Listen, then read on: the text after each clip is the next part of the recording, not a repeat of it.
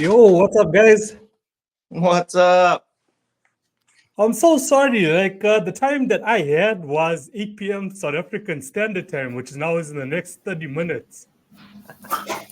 Yeah, so apologies Africa? for that. But thanks for Pretty reaching cool. out. Yeah, so no worries, man. So it's all good. I think I messed up and like marked it a half hour earlier or something on my count. No worries, we're all good. Okay, I'm sure. Thanks for reaching out. Yeah, thanks for reaching out. Yeah, It was so definitely you, Des. Yeah, it was Oh, all yeah. good. Yeah, so thank you for taking the time, especially on the weekend, to come on the pod. Much love, much respect. Oh yeah, for sure, man. Thanks for having us. So what's your guys' average weekend like? Well, God, Brent, explain how it started yesterday. Hibachi. Hibachi. Yeah. Yeah, we all went over Brent's house last night. We hung out, we grilled out and made some hibachi, and his wife made some rice, and it was really delicious. So, Except for when So I see. he put like, pepper in the fan and He's city, man.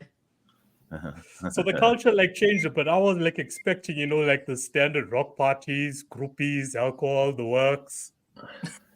But it doesn't happen anymore. It doesn't happen anymore. Is that what you're saying? yeah, the 80s was a long time ago. Clearly I'm outdated or uninformed with how the genre is in 2024. But this is good, man. This is good. I mean, when a few weeks ago, when your PR people, when Adrian reached out to me, and because of the time zone, so I'm laying in bed and then I get this email because it was a press release about you guys. Apparently, you performed on the 19th. Am I correct? yeah. Yes. Yeah, it was the 19th. So the first thing I saw was a moment of violence, and that was the first, pull in for me. I'm like, okay, this is intriguing. What's this about? Yeah. So, I go on, and maybe you guys can explain to me the psychology behind this. Normally when it comes to so I used to be now and again I still do DJ, but with house music, your BPM starts from say 110 and then you move up, gradually the people start dancing from the hips onwards. But as soon as I started jamming to you guys' music, why is it when it comes to rock or metal, the head always starts moving first? What's up with that? Where did that all start? When it came with the genre, it always starts with the head, then your body is into it. Your heart is telling you, let's get on board with these guys. I mean, it's ultimately it's just so why is that? That's the key goal, right? When you're writing a song, is you want people to kind of bounce like that, I guess it varies from genre to genre. I guess the body movement that you're gonna make, but I mean, at the end of the day, if you're able to achieve that and have the crowd of people, looking back at you, bouncing their head like that, you're doing your job well done, I would say. You know what I mean? So, yeah. Well, you guys definitely pull me in. So yeah, okay, I guess we can start with who's who does what. We are I want to get to know you guys much more better, on an intimate level, or not only the storyline behind the music or the lyrics behind the music, but you guys as normal average guys, how did it all come about, and just a bit about your personal story, your personal background. You guys started off you're quite fresh, right? You guys start off in 2021. Yeah, 2021. I'm the original. We had a previous drummer, Scotty. Him and I played together on a softball team, and it was a little while before we actually knew each other were musicians. But then when we did find out, we had aspirations about putting a band together, and it still took another 6 months from there before we actually really did something about it. He's a drummer. I'm a guitar player, songwriter, and in this band, I pretty much play the rhythm and the leads and stuff like that as well. So we put it together, and it was a lot of trial and error. We tried out a lot of different people, and and then you gradually find somebody who's key, that sticks around for a long time. And then along came Brent, right? So, Brent, how long have you been with us now? So 3.5 years, probably. Yeah. I don't know. he was right around the beginning too, as well. It's funny how we met Russ. We actually were looking to do an open mic when we were first getting started and everything like that, and he happened to be running one that was local here in Port St. Lucie, where we're from. And then ultimately, he was running it, or I get, what were you covering for somebody, Russ, or something like that? Yeah, it was a friend of mine who actually passed away not long ago from a heart attack. Ace, rest in peace. He had the longest running open mic in this area, and a lot of people never heard of Port St. Lucie, but I mean, it's like the 7th most populated city in Florida, and got a lot of big cities in this state. So a lot of people would go there. It did really well, and he had some stuff going on in his personal life, and they couldn't run the open mic. It was going to stop unless someone could kind of go there who knew everybody and kind of tie everything together. And I volunteered, and they happened to come in at that time that I was there. Yeah. So then we met Russ. We had somebody else singing at that time. Let me back up a little bit. So again, I played the guitars and a lead guitar. Brent's a rhythm guitar player. He plays some leads too and stuff like that. And Russ is one of our 2 vocalists.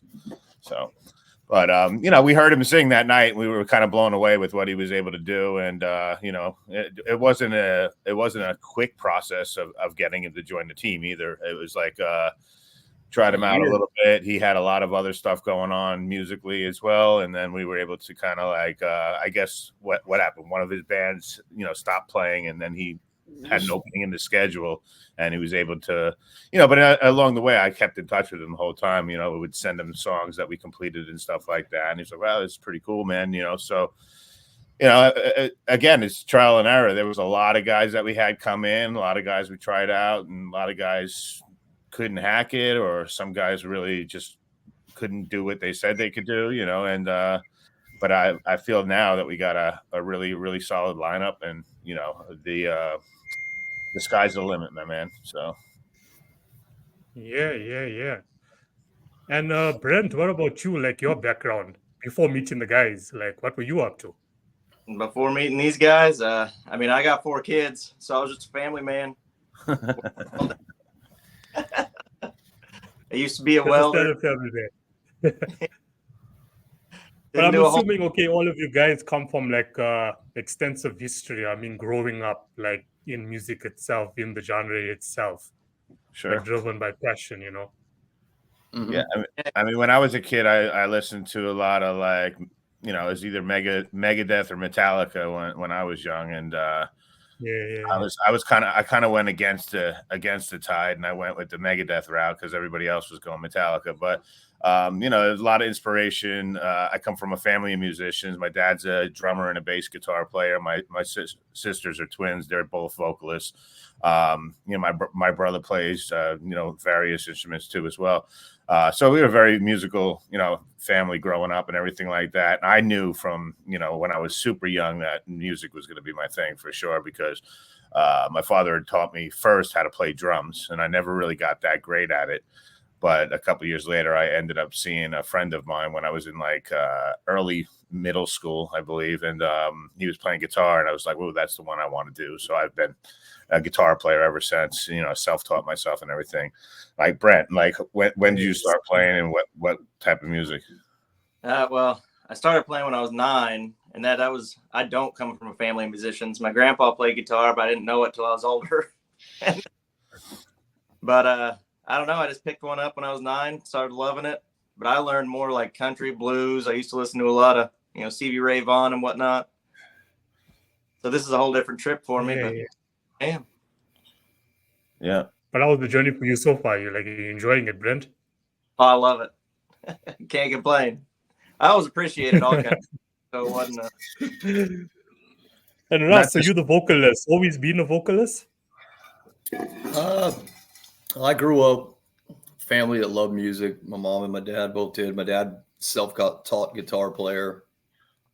Anytime we did family gatherings, living in Georgia, it was big family gatherings, all the kids playing in a big old yard, and all the adults gathered at a table near a bonfire and picking on guitars and singing songs. And I think it just put a love for music in me young, and then it just, I mean, I'd go to church with friends down the street and ended up singing with church groups, and just on down the line, it just develops. And I mean, I love all types of music, but I guess rock is what I do as far as like, Yeah.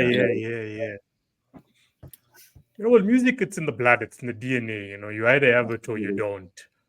It is what it is. Like, there'll be trials and errors, as you said, but ultimately you will always turn back to it, no matter what you have to go through. Like, we'll all have speed bumps along the way. It's just part of the process. It's part of the game. Yeah, I've never met somebody that doesn't resonate with music. You know what I'm saying? Like, not necessarily be a musician and play music, but I don't think I've ever met anybody that says I don't like music. Everybody enjoys it, so it's an amazing pastime, and it's something that when you can write stuff and you can kind of like hit home with a certain genre of people and stuff like that. That's like the big reward off of it. You know what I mean? So. I love it. Yeah. I just think music is just something that throughout human history, it's encoded into who we are, as a species. I believe, that all throughout human history, they've made music and danced. It's in the fabric of who we are. Yeah, I agree. Yeah. I guess you'll have to be like a really dull person to not like music. Like a really dull person not to like music. No, but I guess from like an artistic point of view, like I tend to see like, over the years, like, okay, for myself, starting off as a DJ, and when I should also like my own events, and then you'll get the DJs who like say, okay, cool, can you book me and so on? I like a gig, and then you give them the opportunity. And like a few years down the line, you check like the guys are just doing something completely different with their life. Like, they were like just like in it for the wrong reasons, if I can say that. Then you get the guys who are really driven by it, passion, it's in the DNA, it's with them for life, and they make something of it. Yeah, you're gonna maybe take like a 5-10 year break because you're trying to figure stuff out, or you got a family to see to, there's financial responsibilities, but you do come back to it, ultimately. What I love about you guys, I want to go back a bit here. Like, I'm going to go to, and I actually mentioned this with a guest last week on the podcast, because we were both like on the same vibe. Like, we miss MTV, we miss the old school MTV. Like, in this day and age with the music industry, like in any genre being so crowded as it is, it's more than easier to be in the music game. There's not so much red tape anymore, not so much gatekeepers, it's cheaper. And how you guys have come together, sourcing different talents. But it's so hard to like, okay, like let's just say like when I was still in school and then you jamming to MTV, like it was the only thing that was really on at the time. So podcasting wasn't a thing, because those days it was the radio DJ who was actually at the top. I mean, for them to source who was in the top 10, top 20, like in any genre, MTV was your source. Like, you could spend a few good hours on MTV, you would know who was who. Now it's like harder. Like, I never know who A Moment of Violence was until actually, like, I got an email from you guys to say, would you mind like chatting to the guys? Not that I don't listen to rock music or metal music. I'm also a lover of all genres. And where I'm getting at you, like what I was saying about actually having like so much respect for you guys is like what you guys do with your music videos. Like the amount of effort that you guys actually put into your music videos. Like if we were still in that MTV era, there's no doubt that your guys would be like in the top 10, and I would have sourced like you a long time ago. Like I would have known who you are. So when it comes to music videos, and I'm aware also that you guys, or the music video was nominated at the Music Video Awards, and the director of the video itself actually won the award. What drives you guys in this era to still focus so much and invest so much time, resources, and money like into music videos, like in this era where, like I would say, majority of the industry, like overall, doesn't really focus on that. Yeah, they use they focus more on user generated content. Like let's hope that people or consumers actually use our music on TikTok, or they'll use our music on YouTube. But you guys really go into it. And I mean, when I checked out My Endless Nightmare, that was the first link that was sent to me. I was like, this is really good. This is phenomenal. I mean, it's been a long time since I've seen like Thank a group of artists put this much effort into the video. Like, it was great.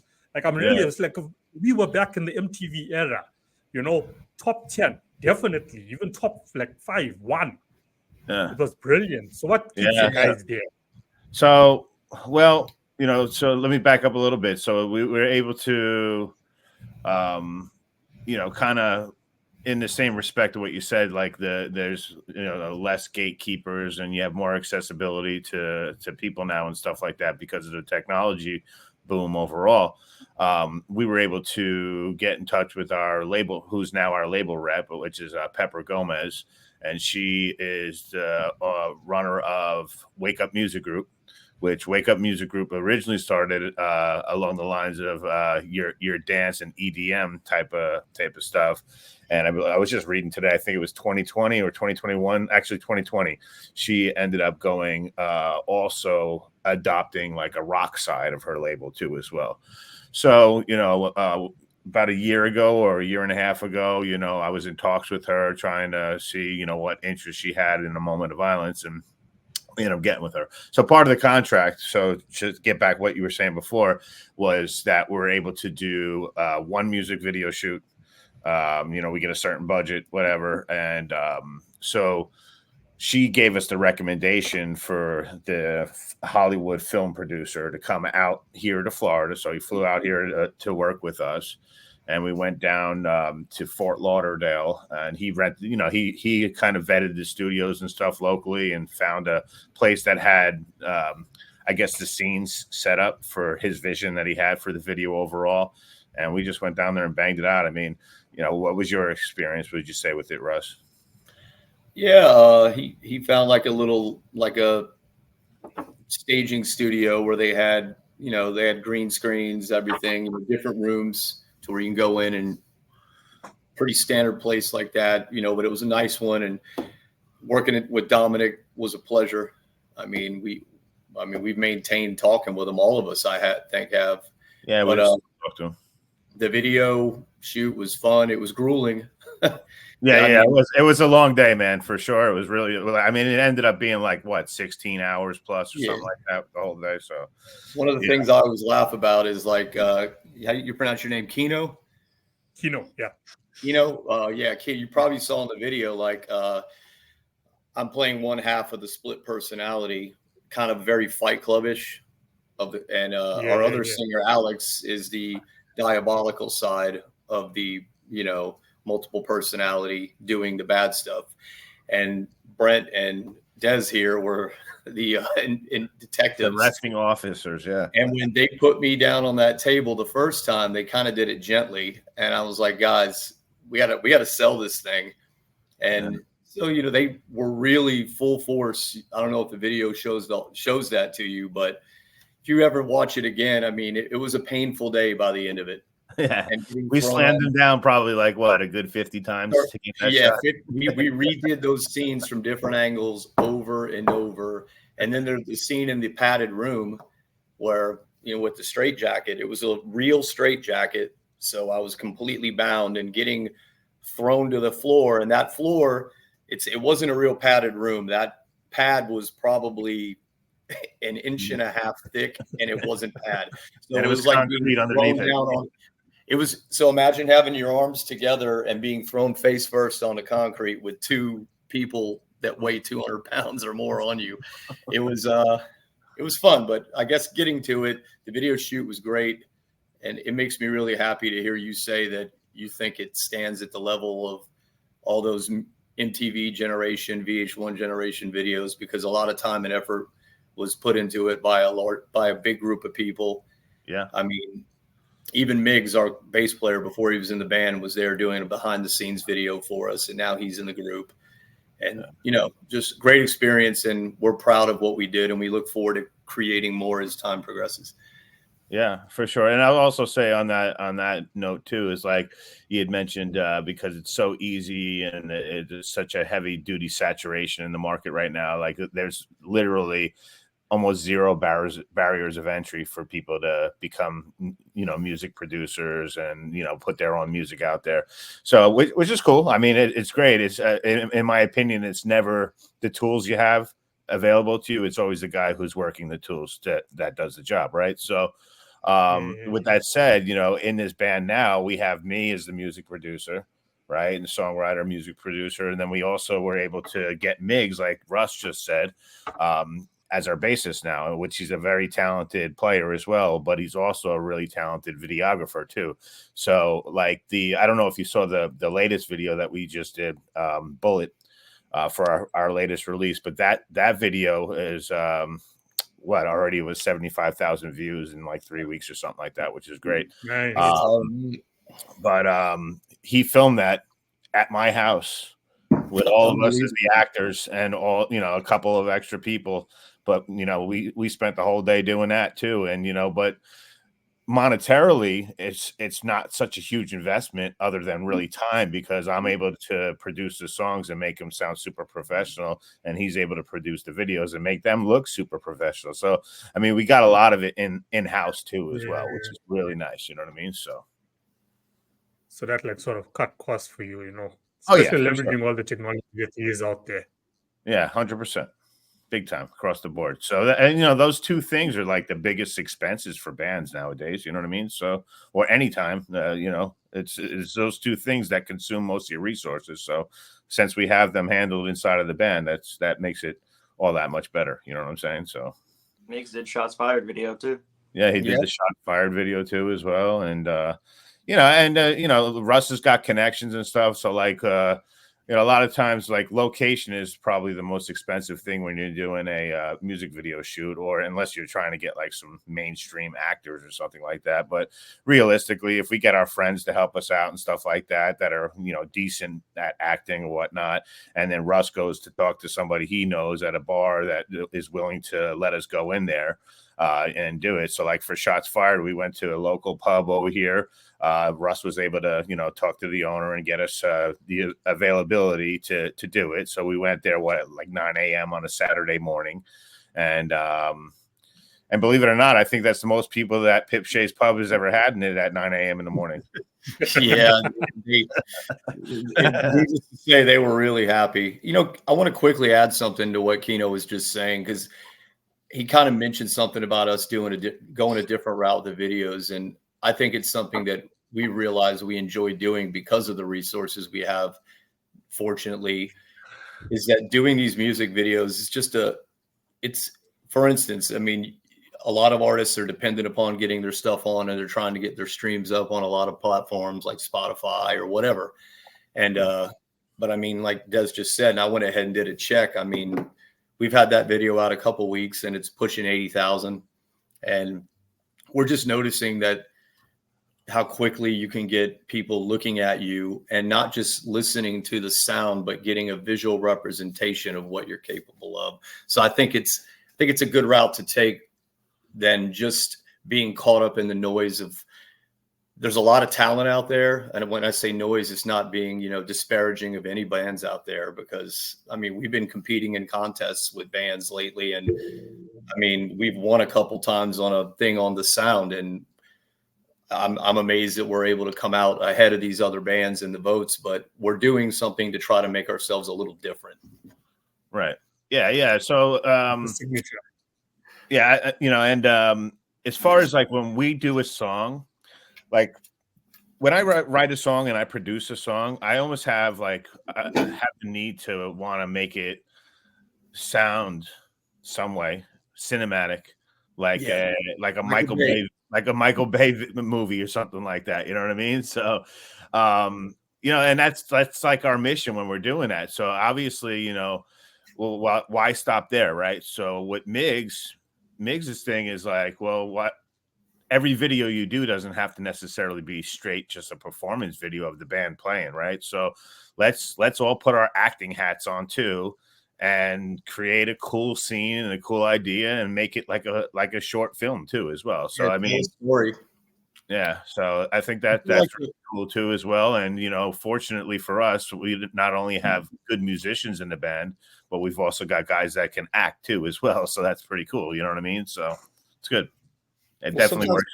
These videos come off a little like, if that's all you do. Sometimes I don't want to say lazy, because I'll go back to the word disparaging, but I feel like if you can create a story, then why not do one? Yeah. Make it artistic. Yeah. Give the people something to like look at. And what was one of the things we enjoyed the most about music growing up? Trying to figure out what's it about, So I guess that's what I'm getting at. Was it relevant to your life? So I guess in this day and age, if your music is really going to grow and you're really going to obtain the audience that you're looking for, there has to be a storyline behind it. There has to be a deeper meaning behind it. Yeah. So the fact that you guys are doing that and creating a storyline, your audience is just going to grow further and further. Nobody wants to listen to somebody who's just like made some, random shit up and posting about it and making a video that they really don't even feel themselves, because then you're doing some real acting on that video. So when you said 16 hours, so to make the video was like 16 hours straight. So it was done like, say, one day. Yes. Yeah, no, it was all done in one day, but it was like it was a long day. Like, we got there super early in the morning, having coffee in the parking lot. The producer shows up, we get access to the studio, and then it's just go time the whole time.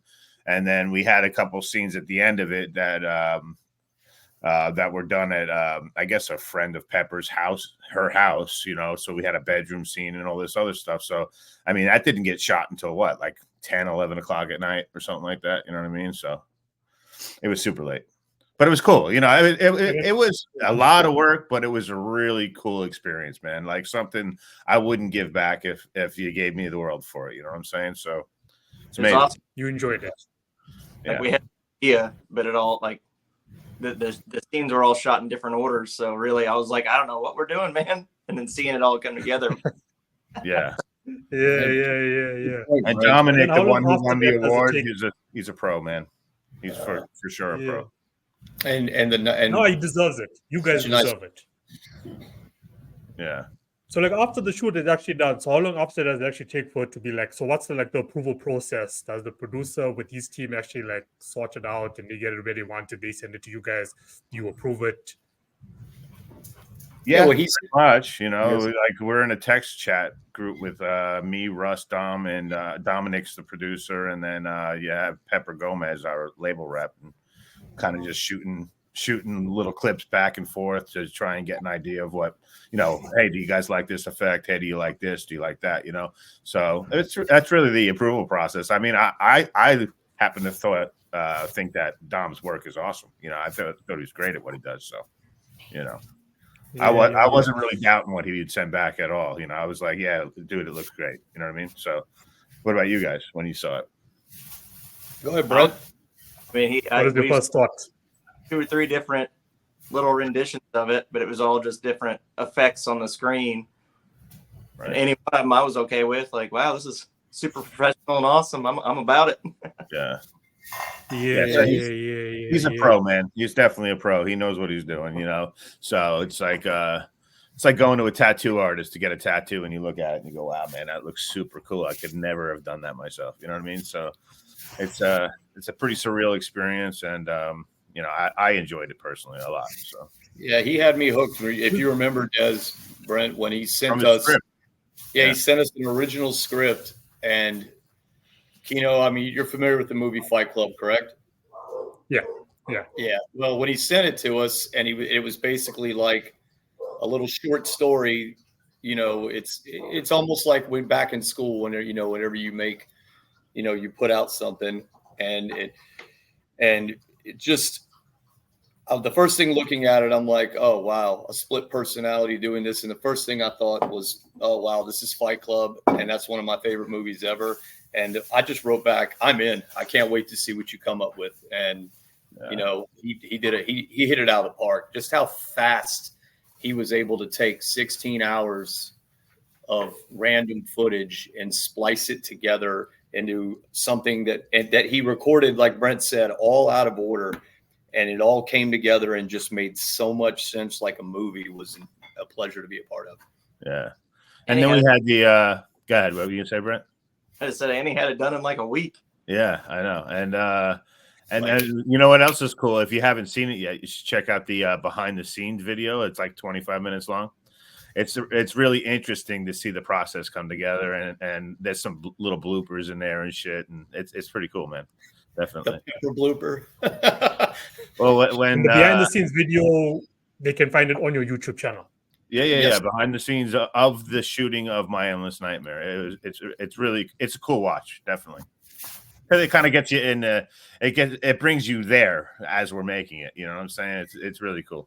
Definitely. Yeah. This will be like really insightful for like not just like bands, but any artists out there who wants to make a music video. And as you said, this took more time than anything else, and anything in life is going to cost you time, money, or both. But this took us time, so you can make something as dope as yours and with the standard of quality if you just have the correct people and you're willing to put in the time. Yeah, and enjoy it, and not get like stressed out. From the drive itself, too. I mean, that studio was in Fort Lauderdale, and I don't know if you're familiar with the geographics of Florida, but that's a good 2 hours for me, at least, right? So, I mean, Russ even lives further north than I do. So, and the whole thing, but it was all worth it. You know what I'm saying? So it was, when we say it was a lot of work and a lot of painful work for like Russ in particular, when we slammed him on the table 50 times, but it was worth it, man, because when you see it come together, it's like, wow. I kind of pictured it to be exactly how it came out after I read the script. You know what I'm saying? So I think he really took his vision, but made it our vision and brought it to life, and quickly, like Brent said, in a week. I hope we get to do another video with him. I mean, he said he would jump at the opportunity to do it, and he enjoyed it. Yeah. I don't think I'm putting words in his mouth. It's pretty verbatim. Because before we even saw the finished product, I said, Dominic, this was awesome. And like, again, how he could stay as such a beacon of positive energy all day long. I was like, whatever kind of coffee you drink, can you tell me where you get it? He's just endless positive energy. And I've worked with directors, even in like live staging things, like in musicals and things of that nature. And I dealt with some very grumpy directors, and he was a breath of fresh air. Yeah, for sure. Well done, man. Well done, guys, on the video. I mean, you guys like bring back, that old school MTV vibes, and there's a lot of people out there just like myself who appreciate it, like really appreciate it. It's good to go check out a music video by an artist or a band where you can say, okay, cool, you know what, these guys, they mean business. Mean business. So it's good to keep that part of it. So as far as the compositions are concerned, like how does the creative process work? Where does it start? Where does the concepts come from? Like what pops in your mind before you pass it on to the guys? Like it starts at you or doesn't start at you. You can just... No, it definitely starts with me. Generally speaking, it's I'm a guitar player again. So, right. So I'll come up with like a cool riff. It could be a verse, could be a chorus, could be whatever, you know what I mean? But I'll come up with a cool riff, and then I'll, and again, to kind of put it towards the technology based thing, right? So nowadays you don't really need a live drummer. You can use MIDI, right? So you just lay down some basic drums of what you're looking to do, record a couple guitar parts, and then build it from there, and then go, all right, well, where should this lead me to? Okay, this could lead me to a cool chorus. All right, let me figure out some cool chords to put, so I'll build the whole composition from like one small little riff and then make it, a whole thing. And then I'll take a listen to it and rearrange some parts and kind of move things around just to get it to where it's like a basic template. I'll shoot it to the guys, and the guys will, kind of give me their thoughts on it and stuff like that. But generally speaking, it's going to be built up to a full completed musical concept first. And then at that point, typically Russ and Alex will come into the studio with me, and we'll kind of like brainstorm some lyrics and stuff like that. Some of the times I have some lyrics already for it, and we'll kind of just tweak it from there and kind of go with, whatever melodies the three of us really like to throw at it. And kind of on that note too, is like all three of us, this entire band is definitely completely different musical backgrounds, not totally different, but we all have different styles and stuff like that. And when you kind of throw all those ideas into the mix, you have like, you know, you have like 5 or 6 really cool ideas for the same exact part, which gives you the option to kind of pick and choose between what you want to do. You know what I'm saying? Because I know that there's times, like Russ can attest to this, like I'll write something or I'll have a certain melody for a part already, and he's like, well, no, let's try it this way. And then I listen to his way and I'm like, shit, that's pretty damn good. You know what I'm saying? So let's run with that. So that's really how it comes together, man. You know, it'll start as you know, the music from me first, and then ultimately those guys will come in with the words and stuff like that, and then we'll after I track them doing it, then I'll sit there and edit the crap out of the whole composition and really you know, produce it, add sound effects, add my synths or whatever I want to it. And I'll send it back to the guys, and guys are typically like, dude, it sounds amazing. And you know, once we're all happy with it, we shoot it off to the label, and the label gives us the thumbs up. They send it to the world-renowned mastering engineer, which is Ted Jensen. He's like the best in the world. He's the GOAT. Yeah, he's the GOAT. He's the greatest of all time as far as mastering goes. And he sends it back to us, and it typically sounds like a gem once we get his product back, you know. So that's really how it goes, 100%. So really you find, okay, I mean, what, like 72% that are in the independent space. So with you guys being under a label, you guys experience any red tape when it comes to your compositions? Slightly.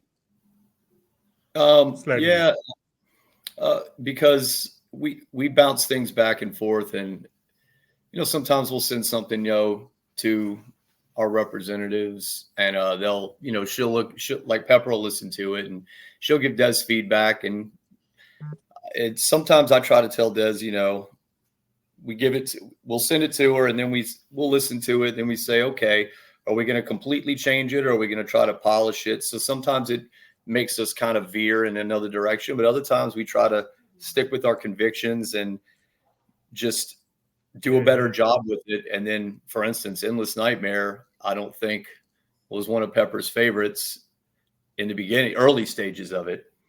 But then you got to hear what we did with it as the song grew and developed and matured, then she really liked it at the end. Yeah, and that one, believe it or not, is it was probably one of the more difficult ones to complete, because it was just like, I don't know, I think I was trying to go in so many different directions towards the end, because if you listen to that song, it's not like your typical song structure where it's like verse, chorus, you know, middle part. You know, so it kind of builds, and then we settled. Well, not settled, but we were like amazed that we came up with the key change at the end, where we go up a full step in the pitch and everything like that. And that was like, that's what did it, you know. And then we added that middle piano part with him singing solo by himself, and it was just like, wow, this is really awesome now, you know. So sometimes it's a process, man. It takes a lot of different renditions to get it through, and that, you know, that one was one of those songs that tried to kick my ass while I was in the studio, and I ended up prevailing over it. You know what I mean? So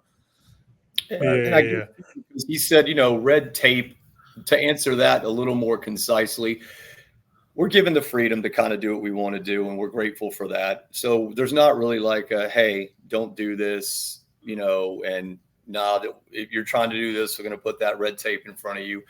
No, we're grateful to have the freedom to express ourselves artistically. I guess I was just trying to say that sometimes there's a little bounce back and forth of, you know, giving experienced opinion, you know, from Pepper. And I think it's been good because it's pushed us to do the best we can with every track. Yeah, for sure. Like, I don't know, like if you've watched the S.H.O.T.S Fired video either, but for instance, it was planning on being the first one that we released on this EP. And, you know, we had another rendition of it, which was very similar, but we, you know, after listening to it and listening to the feedback that we got from some of the people, it's like, we can make this better. And that's what we did. We just, it ended up being the third release or the third release. Yeah. Ended up being the third release off of the EP instead, because we just went back into the studio and we scrapped all the vocals. Yeah, we scrapped all the vocals and just redid them all over again, and then it just came out polished and super smooth sounding and great. Did you do? We redid the bass. Did you do some of the guitar again too? I did the guitars and the bass all over again too, because it's like the whole thing. Every time you do a song, or every time I do a song, in my experience, what happens is I find a new trick that I never knew before. You know what I'm saying? So I feel like you're constantly learning something when you're in the studio creating stuff, and you've never learned it all. You're always going to be learning, and you just get better and better and better. Like practice makes perfect, right? So at the end of the day, I wouldn't be surprised. I mean, I'm super happy with the way our latest Bullet sounds, but I think that the one I'm working on right now is probably going to kick his ass. You know what I mean? So it's just the way it goes. So. Yeah, you can only get better. Each one is just like it's better. It's better.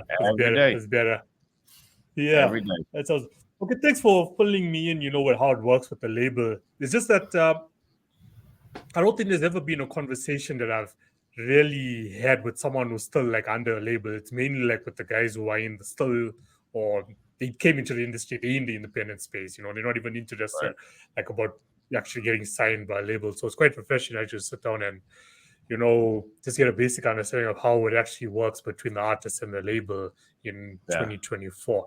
In my mind, I was actually laughing when Russ said slightly, because when I look at Russ, you look like the dude who will sit at the boardroom table and be like, tell me something I don't want to hear, and I'm going to tell you what I'm feeling right now.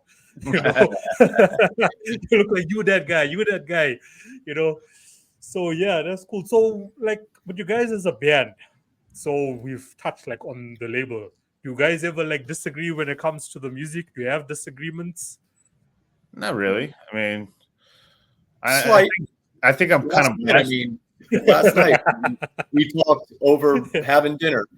I'll be quick so Des can finish his thought. But we have different tastes. Like and I'm sitting in there and I'm like, hey man, I like to have a little bounce in some things I do, and I'm trying to get a little bit of a hip hop edge into a song, and it's not Des's cup of tea. But over talking, he goes, we respect each other is the most important thing, and we respect all of each other's tastes, and we don't try to force something into a song. And the agreement we just came upon last night, he goes, hey man, if it organically works, Russ, put whatever the heck you want lyrically into a song. And so that answers my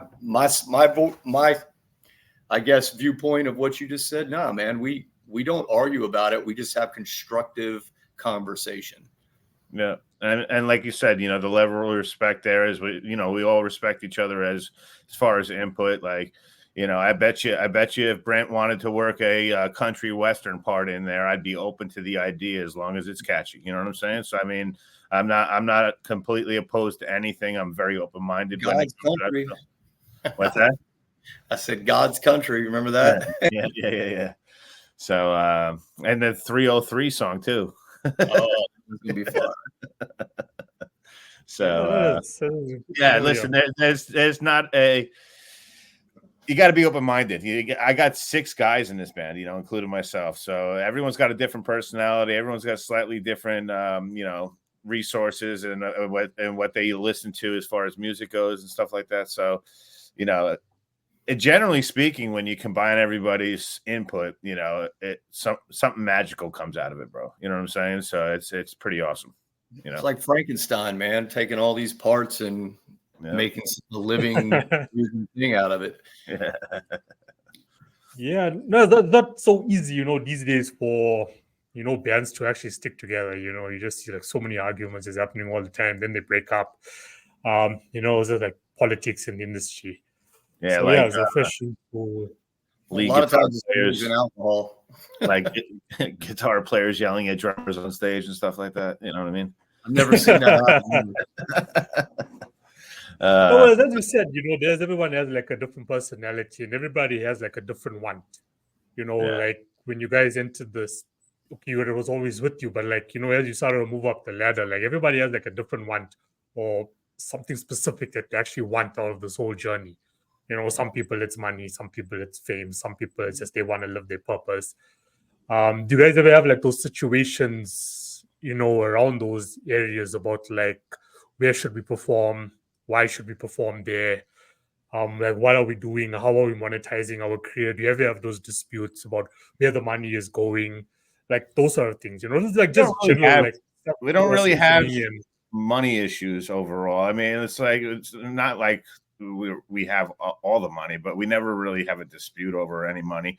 Every one of us understands that we're trying to build this thing as big as we possibly can, and it's going to take time before any of the fame and fortune comes along with it. You know what I mean? So like right now, I mean, everything that we make pretty much on a gig, it'll just go right back into the band fund.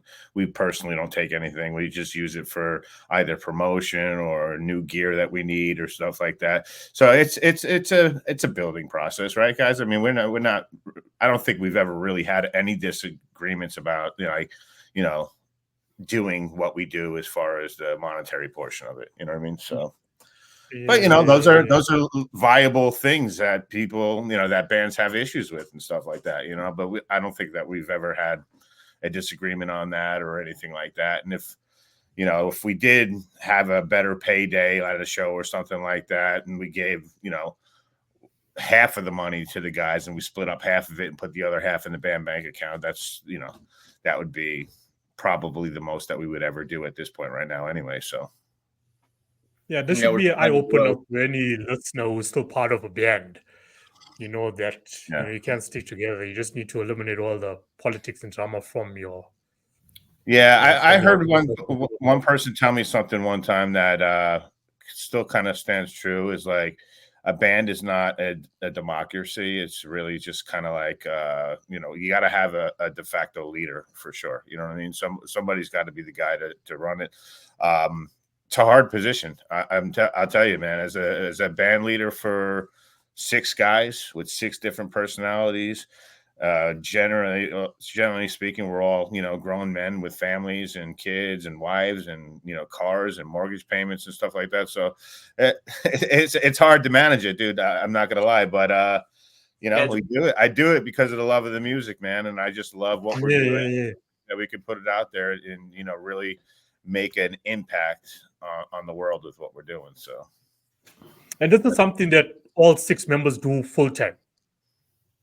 Yeah, I mean, we all have regular day jobs still too, as well. Just so you know. But wow. Yeah. So I mean, because listen, you guys are still doing such a phenomenal job. I mean, look at that. Yeah, it's a labor of love.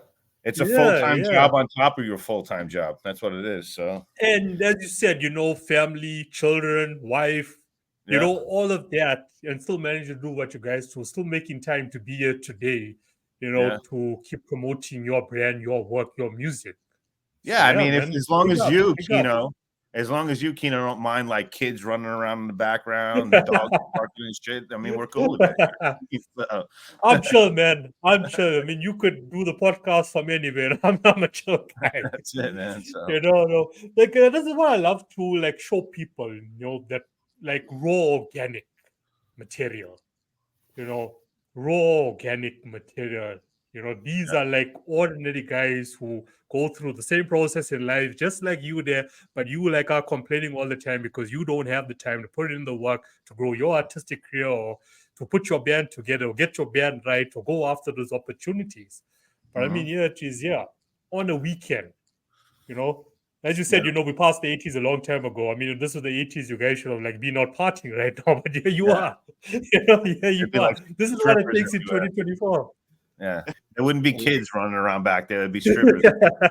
even a lot of those old 80s musicians are all responsible now with all their money diversified into bonds and investments. And every time I think about Des, I think about Nico. He owns a restaurant and has tons of investments down in South Florida. And think about what those guys are doing. Yeah, sure. Yeah. So you guys stay in the time, man. Yeah. You guys stay in this you're really close to each other. Like is all 6 members close to each other, like same state, same area? We're all in the same state. We're all within, I don't know, an hour each direction from my place, which is where there's a centralized like rehearsal location and stuff like that. So, yeah, about an hour north or an hour south. These two on the bottom here, Russ and Brent, now live very close to one another. I'm Brent about just moved to my neighborhood. yeah. Brent just moved up to his neighborhood, and I live about 40 minutes south of them and 35 minutes south of them. And then the other two guys live about an hour south of me. So, you know, I'm like right in the middle of everybody. So it's just easiest to come over here, and I got the space where we can, you know, rehearse and stuff like that. But yeah, everyone's pretty close. I mean, it's not super far. I mean, here in Florida, an hour drive, you could do an hour drive to go to the restaurant to go get something to eat. You know what I'm saying? So that's not that bad. Yeah. So. Yeah, traffic. That's true. That's true. Traffic is crazy down here. Yeah. So with gigs, we just like touch on gigs. So how do gigs? Does gigs still play like a critical role, like being in a rock/heavy metal band? Definitely. It's still like as huge as as it used to be. Or maybe it still is. As I say, I'm just like learning as I move along here. Well, in the music world, I think in any genre, not just rock and metal, I would say that playing live and selling merch is your two biggest income streams. So, Absolutely. So playing gigs, it's vital to being able to stay afloat and do what you got to do. You know, people like it. Russ, You guys play. Go ahead, Russ. Comment on that one. Yeah, it's like Des just said, it's vital. I mean, to give you something that I just saw because it's fresh on my mind, we just watched the Netflix documentary about Lou Pearlman, the guy who started Backstreet Boys and NSYNC. I don't know if you've had the chance to see that, Kino, but it's a very good watch. Shows you the dirty side of music industry. But they mentioned that the Backstreet Boys made, or it might have been NSYNC, one of the two bands made $200 million off of album sales and $800 million off of touring and merch. So that gives you an idea of how important, even though it's not the same level, it shows you that touring and merch is where it happens. I happen to know a lot of guys in some bands of note. I won't even get into those to name drop because I don't want to be a look at me Louie, but they all tour because touring is how you generate income. If you're going to be a full-time rock band musician, you have to tour. Otherwise, you can't live off of Spotify streaming royalties. True. So you got to tour, and we're just us personally. I'm sure the guys will agree. We would like to play more shows, but at this point, we're focusing a lot on creating good material, good songs, writing good songs. And we do play, but we try to be a little selective of the shows we play. Like, we try to get on with other bands of note. Like we just recently opened for the drummer from Iron Maiden who lives in South Florida. And it was a packed house and it was awesome. And he's a great guy, Nico McBrain. And we're going to open for Trapped coming up here in about 2 weeks and change, right? Yeah. And up in, about an hour north of where I live. Thank you to James Cripps of Blind Anxiety Entertainment for that. Always love to give shout outs and respect anytime we do any of these interviews so people know that we're grateful for what they've done for us. But yeah, we just try to be selective and play stuff that we know can generate income rather than going out and playing a little small show where we walk away with hardly anything. Yeah, sure. It's just more quality versus quantity. You know what I'm saying? Yeah, I guess that'd be the simplified way to put it. Yeah, definitely. Yeah. And like in the States, like how far does your fan base go? Is it like all states, few states? Is there certain areas that you can't get to perform for people, where it's like just growing? I mean, if you look at the Spotify metrics and stuff like that, you're reading my mind. Yeah. I mean, if you look at that, like, believe it or not, we have like next to no fans in Florida, fans all over the rest of the United States. And our biggest area, I feel would be like South America or something. South America and Germany, we have a lot of people listening to our music. Yeah. AMoV live in Germany. Let's go. Yeah. But it's funny that you mentioned that, because it seems to be the case with like a lot of artists. Where you from is not where your fan base is.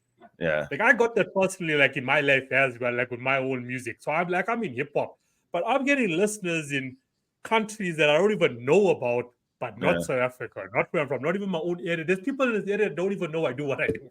You know, that's how it is. But there's an advantage to it, I guess, when you're staying in the area. It sort of gives you that privacy, as you know, where you're not always crowded about the industry, and there's people coming up asking you, okay, how can I do this, and where can I go for do this? What's the process with the, you know? I guess that's an advantage for me personally in my life. You know, you sort of have that privacy for yourself. Sure. You know? Yeah, I mean, locally we've got a pretty solid following around here. Like I would say, you know, a lot of it's you know, Russ plays in a couple other bands that do more like cover and tribute type of stuff, and he's gained quite the following locally, and people know his name from doing all that other stuff too. So you know, and then you know, I have friends locally and everybody. So like when we post something, or if we're gonna play locally, we can draw a pretty good sized crowd locally. But then you go to like the top of Florida, right? Like in the Panhandle or something like that. Nobody's up there's ever even heard of AMoV. So I'd say it's kind of like a spotty hit or miss type of situation. You know what I mean? It's just, but yeah, surprisingly, most of it's South America, Germany, like Russ said. So that's kind of weird, but whatever. It is what it is. You know what I mean? That's great. You never know where your audience is going to be, you know. That's what data is like. I mean, it's so important these days for artists in this day and age, because if you know where your audience is, you know where to focus your attention. There's so many artists out there that are focusing their attention in the wrong places. And then they pull in the air off every day, asking, okay, why is there no growth in my career? So I mean, the data is critically important. Now you know where to focus your attention. Yeah, for you know, sure. when the opportunity comes for you guys to actually do like an international tour, you know, okay, guys, we need to start in Europe first. You know, not go to South Africa where Kino is, because there's no audience there. But you know, I'm going to Germany. You know, these guys will do that. You know, these guys will do it because they don't know the data. Listen, if it's like, I put it this way, like if I owned a food truck and I set it up on the side of the highway versus setting it up in the Home Depot parking lot where all the contractors go, you know, to buy egg sandwiches and stuff like that. Well, I mean, you're probably going to do a lot more successfully in a situation like that versus on the side of the road somewhere. You know what I mean? So you're grateful for the fact that, you know, Spotify does give you those extras and stuff like that, because now you know where to target your marketing efforts to, which is great. You know what I mean? So that's good. Yeah. While we're on the topic of like platform, there's this new platform I came across today. It's called Muso, MUSO.ai. So I'm not sure if you guys are familiar with Scott Storch, the music producer, hip hop music producer in the States. I don't know. Okay, so anyway, he was the one who posted about this first. And what this platform does is it pulls all your credits, and like there's so many artists now that are actually using this. So you guys should like check it out. Like I'm still trying to get familiar with it, but it gives you like, you know, your credits, like it like sort of like where your catalog is not like in sync or making sense, where the songwriting names are not reflecting where it's supposed to. I got you. Yeah, so yeah, it goes, okay, all of that, you know. MUSO.ai. So I was actually sharing a note of that, Des, and send it to you so we can look into it. Yeah, definitely. Yeah. So it's also like an awesome platform just to get some, you know, data off using all of these. Yeah. So what's the plan for the next, let's just say, 3 to 5 years for AMoV? Where do you guys see? What's the vision for the next 3 to 5 years? Time. I don't know. What's the plan, guys? Where would you want to be in the next 3 years? You know, where do you 3 years from now, I want to be playing Madison Square Garden. Nice. Yeah. The Mecca. Yeah, it's not impossible. It's not impossible. Now, listen, the plan is really just to continue, like Russ said, to write, you know, quality songs that we feel, you know, and as a songwriters, I should say, we're getting better with our, you know, back to the metrics again, better with like writing words that we feel will resonate with a larger crowd of people, and so towards a certain subject that would resonate with a larger population of people. So it's like, not only are you writing something catchy and you're writing a song and you're figuring it out on the guitar and figuring out what the cool melody would be to sing to it, the lyrics are like super important, because like, who is this going to resonate with? And that's all part of crafting a really good song. So if we can continue to just get better on each release that we do, which I think that we've been able to achieve that so far, and just keep putting out awesome material. The more time that we'll spend ultimately being able to get bigger and better shows and stuff like that, and the more people we're going to attract, because obviously if you can go to South Florida in the Panhandle and be able to draw 100 people into any club up there on any given day, the quality of the gigs and the payout on the gigs is going to be a lot better. So just keep continuing to write good music and build your brand and build your business. And then, 3 years from now, I mean, if I look back 3 years from today, in the past, we were a nothing and a nobody. Where today we're at least a somebody. We've got charting songs on the charts. I think 3 years from now, it was nothing. Yeah. So it's just, I think that's a lot of time to give us to explode, because we're able to, thank God and knock on wood, we're able to achieve in 3 years what bands take 10, 15 years to do. You know what I mean? So, we're blessed with that. So that's an amazing thing. And I think that we're probably going to be walking on the moon in 3 years from now, for sure. To the moon. That's it, man. That's our saying. To the moon. Yeah. So one question, I always drop with the guys before they actually leave is like, what's your take as artists moving into the future up to 2030 with what's happening with technology and what's happening with AI? Is it something that you're taking personally in your life? Are you actually utilizing it within your career itself? Or is it something that you're just pushing aside? What do you think about that, Brent? Well, we're not using it for, I know people do it to write complete songs. We are not doing that. You're right. I don't know. I'm it's helpful. I guess it could be helpful as a tool. I think he means lyrically, because people use AI to cheat and write lyrics, and I mean, how can you look at yourself in the mirror when you do that? Yeah, I don't know. I guess artists are more concerned now about just monetizing the music versus actually putting original organic content out there. How can we monetize? How can we monetize? How can we earn? Spotify is paying out billions each and every single year. How can we get there? That's what it is. The big artist, though. That's what it is. It's AI is, it's a handy tool, I guess, overall. You know what I'm saying? But I don't think a computer is going to be able to generate emotion like a human being can. You know what I mean? So like even I've heard some nonsense with the whole recording process becoming AI eventually, and it's just like, is that really it's gonna sound like a machine? You know what I mean? Like the human element and the somewhat not being a flawless being is always got to work its way into a song, because it's gonna, give it more emotion, I feel, and stuff like that. Isn't that the beauty of music? That's it. Human frailty, emotion, imperfections, love, hate, every possible emotion on the scale of emotion. It's humanity is what makes music beautiful. Yeah. So I'm not saying that I would never use it, because like there's a time and a place for everything. We kind of like for instance, in the last song, Bullet, if you listen to the middle part right before the guitar solo, there's like a human voice saying something. And I tried to emulate what there was like an emergency, like an alarm going off and somebody was saying, please evacuate now, something like that. Well, I didn't want to use my own voice for that, because I felt like I could manipulate like an AI type of thing. So I had Brent, type into his AI generator the phrases that I wanted to do, and then he sent them back to me, and then we kind of worked on it that way. So I'm not going to say I won't ever use it, but to do a whole song, nah, definitely not, because I think it's going to pull all the emotion. It's like you sort of just have to keep like a good balance. between traditional and technology. Yeah. You don't want to like be in a situation where you're not informed or you haven't tested out something just for it to like blow up one day and you ask, okay, guys, how did we miss that?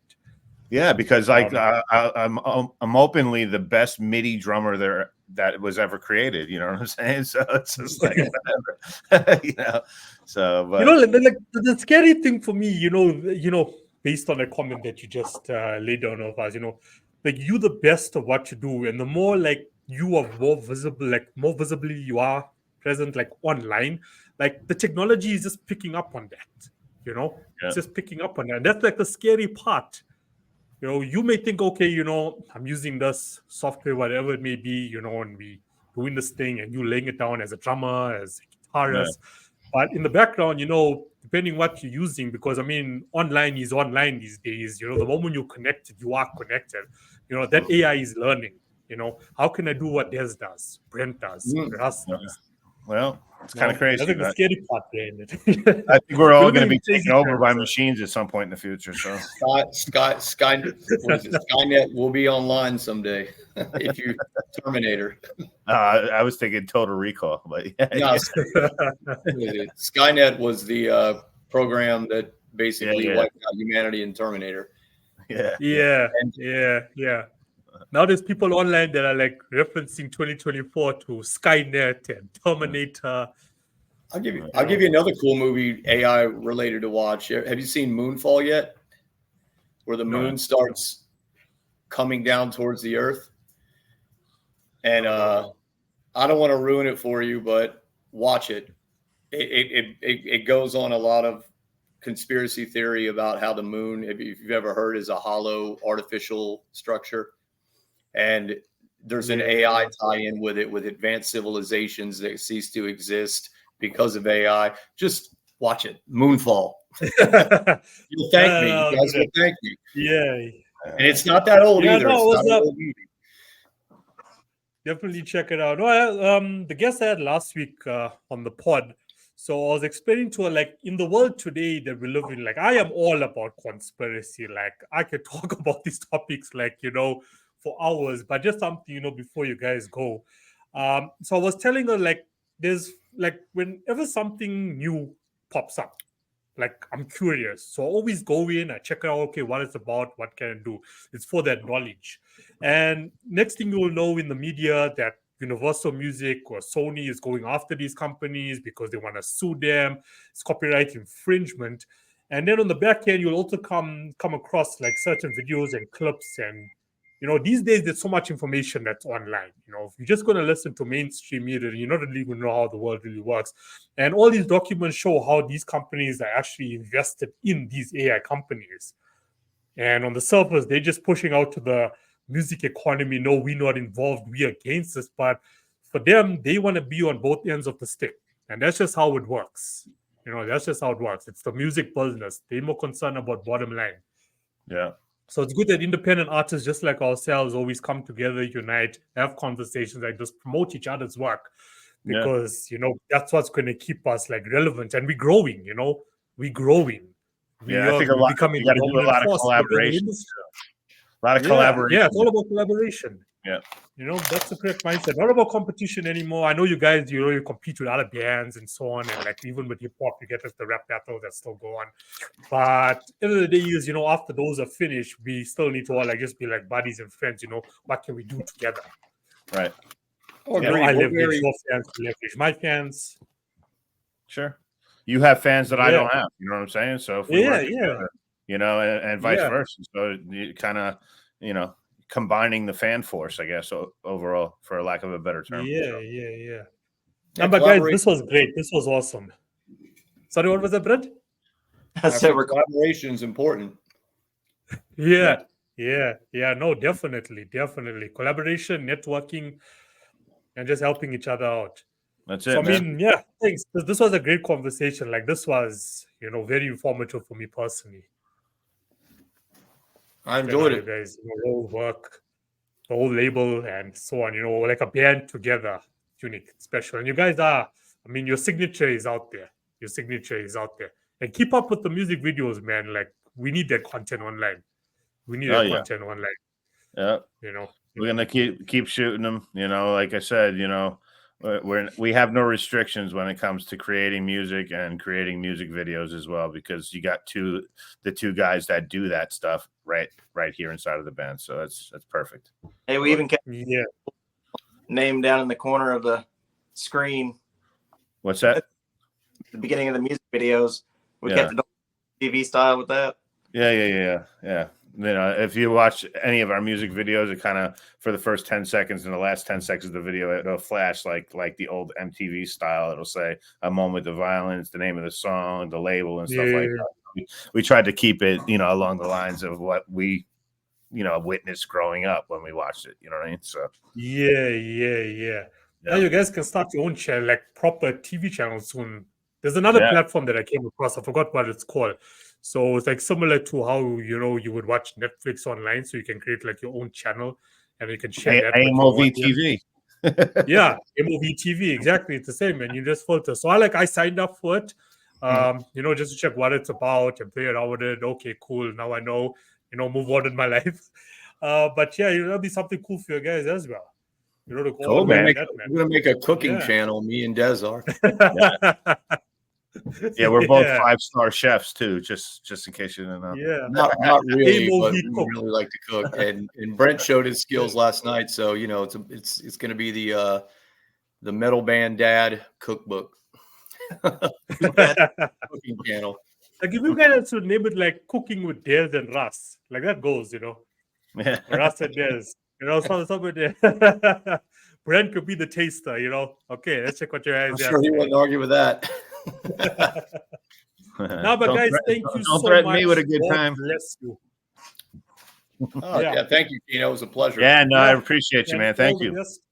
Yeah, all the best for the future, Ed. I wish you guys nothing but the best, man. If we ever visit South Africa, we'll look you up. Yeah, no problem. Or if I come there, I'm definitely coming to one of your gigs. That's if like you come to Florida, make sure you contact us. We'll show you a good time. No. And I know a lot of people. Wait. There's a contradiction there, Russ. Because the good time I was expecting was, rock stars, the club, groupies, drinks all over the place, Well, listen, bro, one of my buddies, if you're a DJ, you say you're a DJ, one of my buddies is a resident at 11 in Miami. I'll hook you up with him. Sweet. I'm going to hold you to that. And 11, if you know the DJing scene, that's where everybody goes. Yeah. Now, it was actually last week I watched Bad Boys 4. And it's like filmed in Miami. And I'm like, sure, Miami. It actually was filmed there too because people were pissed off about certain areas traffic's bad enough down there. And they were shutting down areas to do scenes.